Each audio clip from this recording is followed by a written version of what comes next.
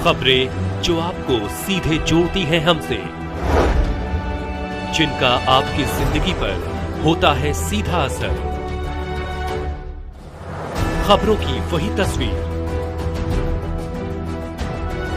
बिना बदले बिना डरे, जज्बा सच का लिए, सच दिखाते हैं।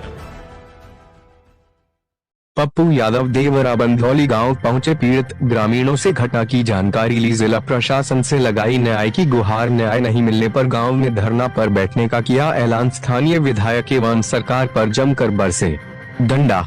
देश संविधान से चलता है, किसी पर बर्बरतापूर्ण तरीके से अत्याचार करने का अधिकार किसी को नहीं। पप्पू यादव दरभंगा बिहारी।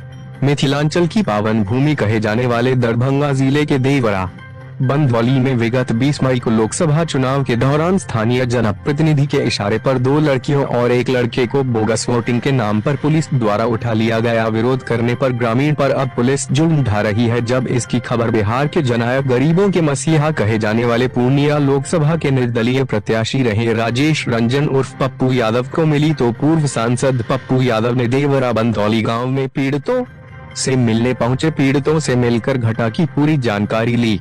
मौके पर सवालिया लहजे में कहा कि ये है बिहार और ये है तथाकथित सुशासन का राज। सच में कश्मीर से भी बदतर हालत बना दी है। श्री यादव ने कहा कि अपराधियों पर इनकी नहीं चलती है, आम लोगों की जिंदगी नासूर बनाने में कोई कसर नहीं छोड़ती। यह घटना काफी दुर्भाग्यपूर्ण है। स्थानीय जनप्रतिनिधि जीवेश मिश्रा पर तंज कसते हुए कहा कि सत्ता का हनक मत दिखाइए, इस तरह की तानाशाही लोगों पर बंद कीजिए। स्थानीय पुलिस प्रशासन से अपील किया है कि ऐसे नफरती नेताओं की जी हजूरी बंद कीजिए।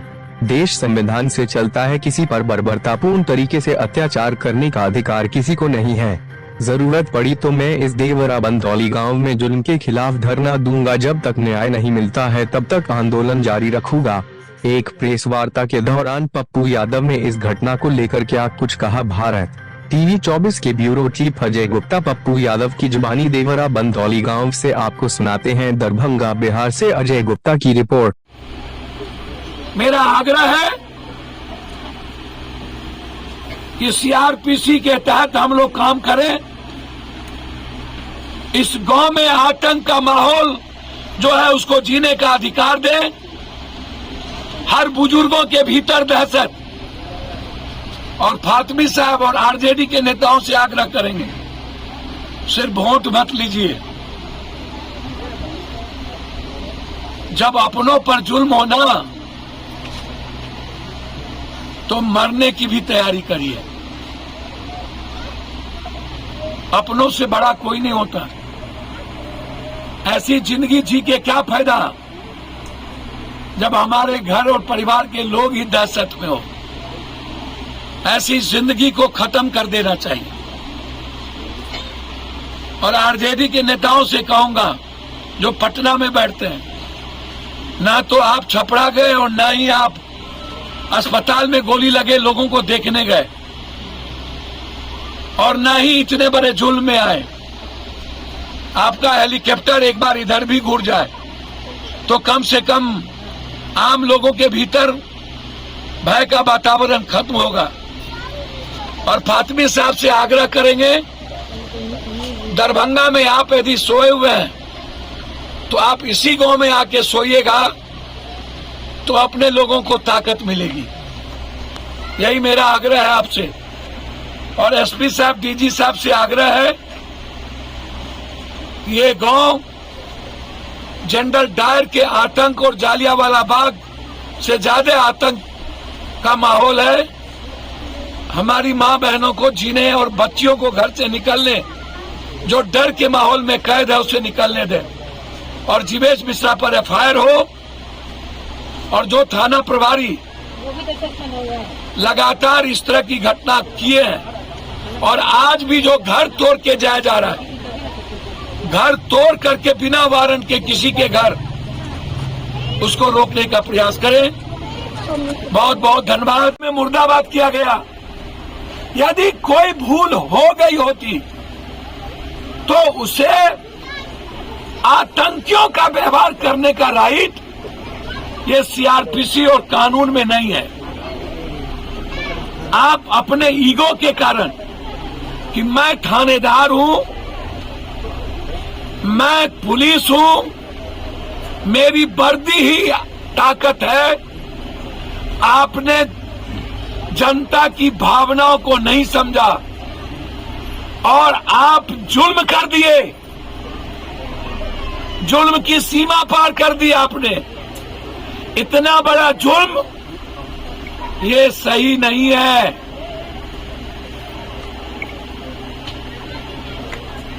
और अभी तक जनप्रतिनिधि चुप हो और मुख्यमंत्री जी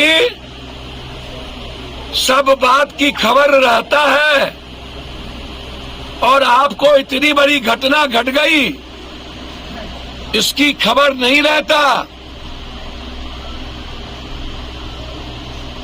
छपरा में आपको खबर नहीं रहता,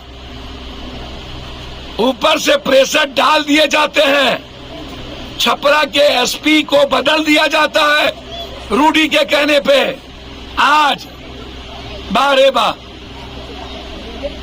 जबरदस्ती आप एसपी से करवाना चाहते हैं। चलिए, मेरा मानना है, मैं चाहता हूं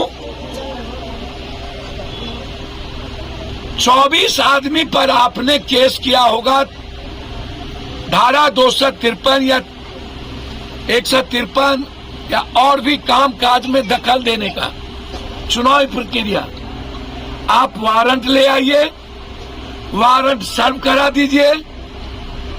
जिन लोगों का आप वारंट लाएंगे वो अपना बेल करा ले, या जिनका नेम्ड एफआईआर है वो अपना बेल करा लेंगे, या नहीं तो आप कानूनी प्रक्रिया के तहत आप कोर्ट जाइए, कोर्ट से आप कुर्की जब्ती लीजिए। हम एंट्री सेफ्टी बेल करेंगे या तो सरेंडर करेंगे। या कौन सा कानून है रात के 12 बजे मेरी मां और मेरी बेटियों पर जुल्म करने का? और यही जुल्म पप्पू यादव को यहां लेके आ गया। ये डर नहीं चलेगा, ये आतंक नहीं चलेगा जीवेद जी। जरूरत पड़ेगी तो इसी गांव में मैं बैठ जाऊंगा। और आपको बहुत ताकत और औकात है ना, तो आके लड़ लीजिएगा पप्पू यादव से।